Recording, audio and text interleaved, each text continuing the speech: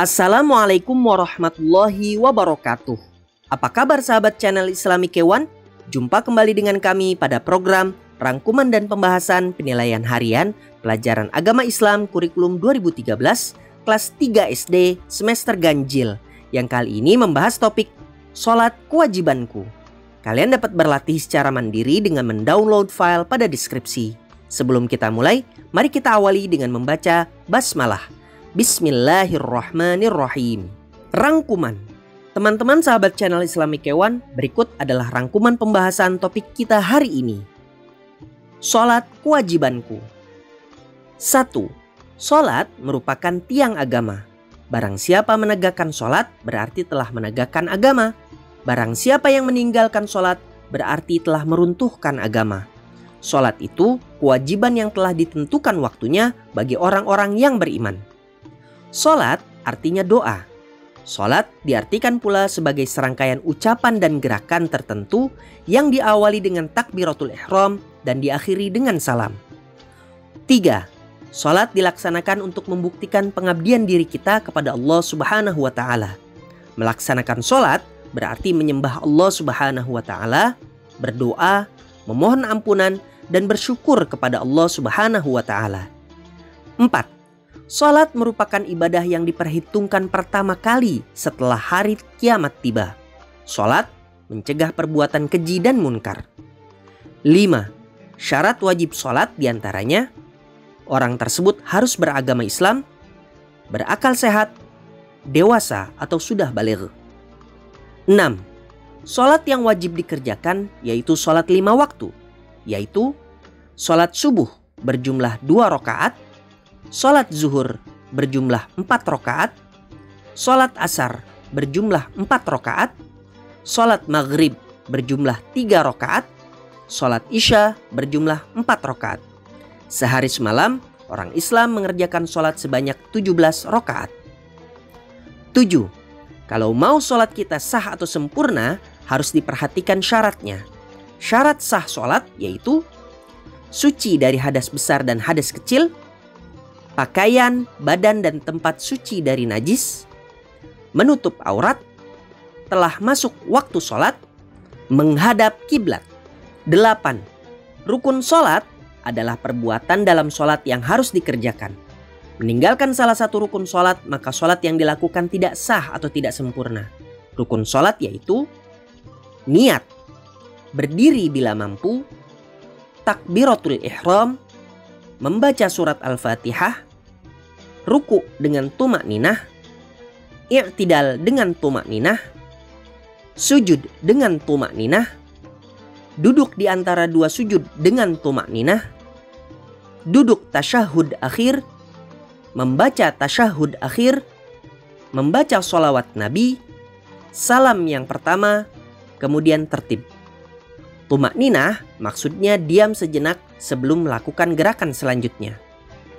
9. Sunnah sholat menambah kesempurnaan sholat. Sunnah sholat apabila dikerjakan mendapat pahala dan apabila ditinggalkan tidak berdosa. 10. Sunnah sholat terdiri dari sunnah yang berupa perkataan dan sunnah yang berupa perbuatan. 11.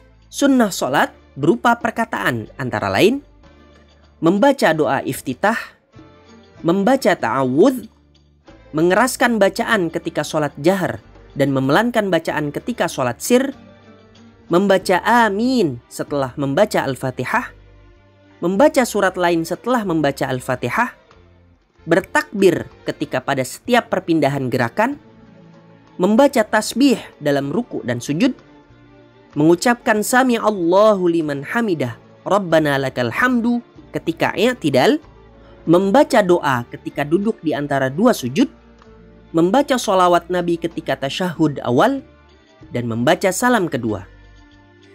12. Sunnah sholat berupa perbuatan.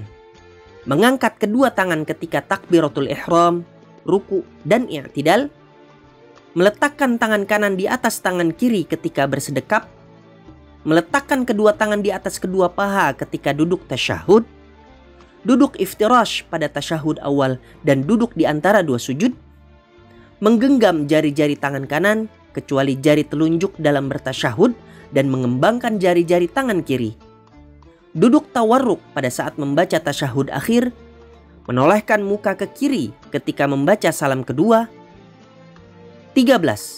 Hal-hal yang membatalkan sholat yaitu berbicara dengan sengaja, bergerak yang banyak, berhadas seperti buang air dan kentut, terkena najis, terbuka auratnya, merubah niat, makan, minum, tertawa terbahak-bahak, dan murtad atau keluar agama Islam.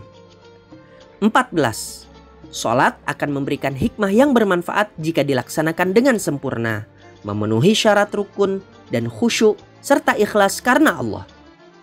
15. Hikmah sholat diantaranya sebagai berikut. Sholat adalah cara agar selalu mengingat dan bersyukur kepada Allah, cara mendekatkan diri kepada Allah, disiplin waktu, hidup bersih, hidup tertib dan teratur, memupuk sikap rendah hati, hidup damai dan menyebarkan keselamatan, hati menjadi tenang dan tentram, membina kebersamaan, persatuan dan persaudaraan, memelihara diri dari perbuatan dosa. Mari kita praktikkan gerakan dan bacaan sholat dibantu dengan video di channel ini, di channel Islamic Kewan. Antara lain, kita dapat mempraktikkan sholat subuh, zuhur, asar, maghrib, dan isya. Sekarang mari kita bahas contoh soal materi ini. 1. Sholat merupakan tiang agama. Barang siapa menegakkan sholat berarti telah menegakkan agama. Barang siapa meninggalkan sholat berarti meruntuhkan agama, menjual agama, mengganggu agama. Sholat merupakan tiang agama. Barang siapa menegakkan sholat berarti telah menegakkan agama. Barang siapa meninggalkan sholat berarti meruntuhkan agama.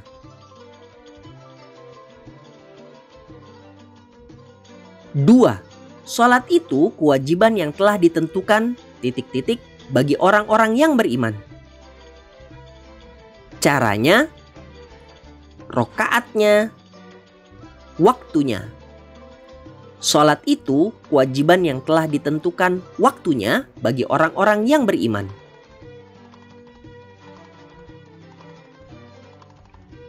3. Serangkaian ucapan dan gerakan tertentu yang diawali dengan takbiratul ihram dan diakhiri dengan salam disebut doa, sholat, zikir. Serangkaian ucapan dan gerakan tertentu yang diawali dengan takbiratul ihram dan diakhiri dengan salam disebut sholat. 4. Ibadah yang pertama kali diperhitungkan setelah hari kiamat tiba adalah sedekah, sholat, puasa. Ibadah yang pertama kali diperhitungkan setelah hari kiamat tiba adalah sholat.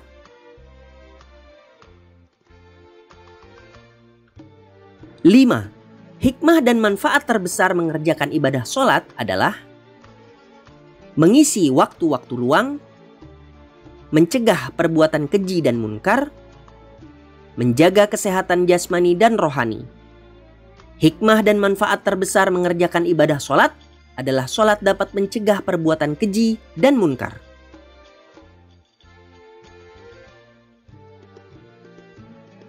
6. Yang bukan hikmah sholat pada pernyataan berikut adalah selalu mengingat Allah, hidup tertib dan teratur, menambah kegiatan dan kesibukan. Yang bukan hikmah sholat pada pernyataan berikut adalah menambah kegiatan dan kesibukan.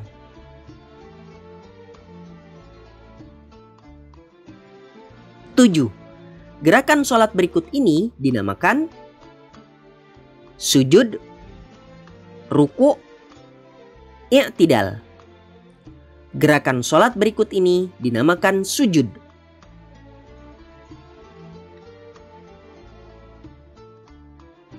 8. Gerakan ruku' dalam sholat ditunjukkan pada gambar.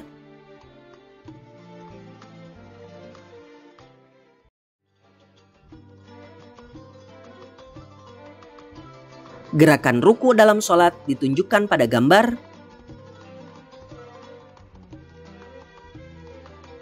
9. Posisi duduk seperti gambar berikut dalam gerakan sholat dinamakan duduk iftirash, tawarruk, bersila. Posisi duduk seperti pada gambar berikut ini dalam gerakan sholat dinamakan duduk tawarruk.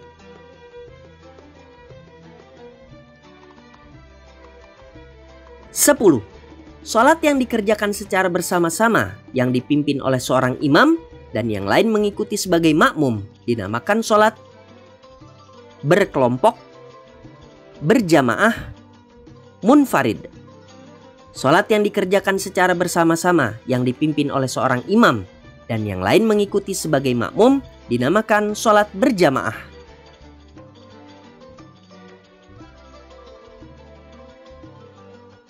Teman-teman sahabat channel Islamic Hewan, begitulah pelajaran kita pada hari ini.